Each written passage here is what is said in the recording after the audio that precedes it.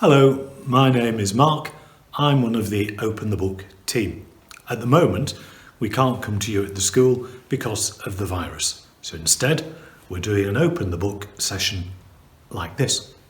First of all, I hope that you and your family and your teachers are all keeping well. And now, the Open the Book session.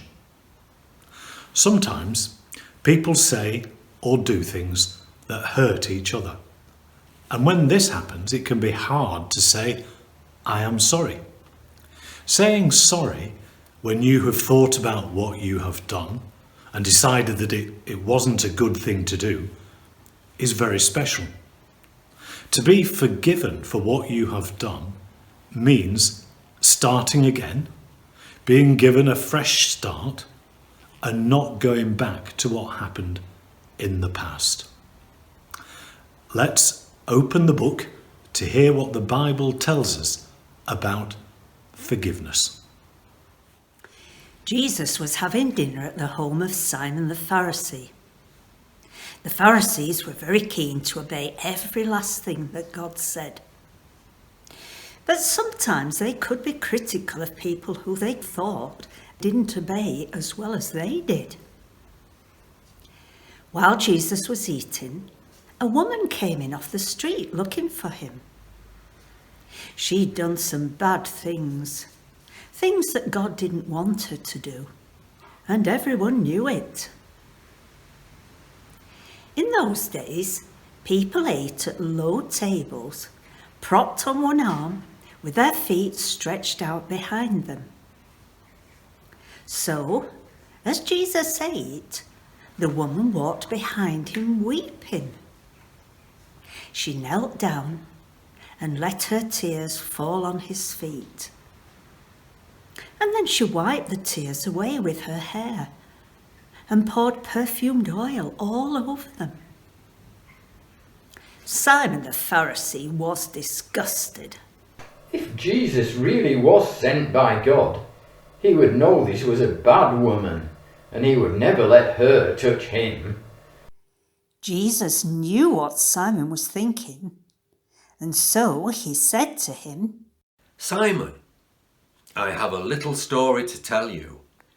Once there was a man whose job was to lend people money. One man owed him 500 coins. It's enough to fill a sack. I'll never pay it back. Another man only owed him 50 coins. It's not a lot. So what? One day, the man who lent the money decided to forgive the debts of both of these men, which means they didn't have to pay him back. So, let me ask you, Simon, which of these two men will be the most grateful, the most thankful, the one who owed 500 coins? It's enough to fill a sack. I'll never pay it back. Or the one who owed 50 coins? It's not a lot. So what? It's obvious. The one who owed the most will be the most grateful. That's right. I came into your house as your guests. Did you wash my feet? No. But this woman wet my feet with her tears and dried them with her hair. I came into your house as your guest. Did you anoint my head with oil? No. But this woman has poured expensive oil on my feet. And that's because she is like the man who owed 500 coins. It's enough to fill a sack. I'll never pay it back. And whose debt was paid.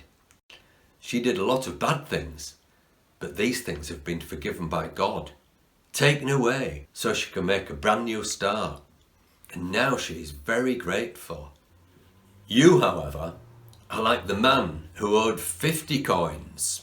It's not a lot. So what? And whose debt was paid. You don't think you have a lot to be forgiven for, so you're not very grateful. For the one who has been forgiven much loves much, and the one who has been forgiven little loves little. Then Jesus turned to the woman and said, The bad things you have done, the things that God didn't want you to do, have indeed been forgiven. Go in peace. And so she went. Not a bad woman, but a woman who had been forgiven. Simon the Pharisee kept coming back to what the woman had done in the past. I don't think he was thinking about giving her a fresh start. Jesus' story about the two men showed Simon the importance of forgiving people for big mistakes and for little mistakes. Christians believe that it is important to follow Jesus' example and to forgive one another when things go wrong. Close your eyes and think about the difference a fresh start could make for you and for other people. Is there somebody who has said, "I'm sorry" to you, who you need to forgive? Do you need to say sorry to anyone for something you have said or done? Now I'm going to say a prayer. And if you want to make it your own prayer, say Amen at the end after me. Dear God, through your deep love for us, you are always waiting to forgive us and to give us a fresh start. Day after day, time after time. Help us to be inspired to do the same for others. Amen.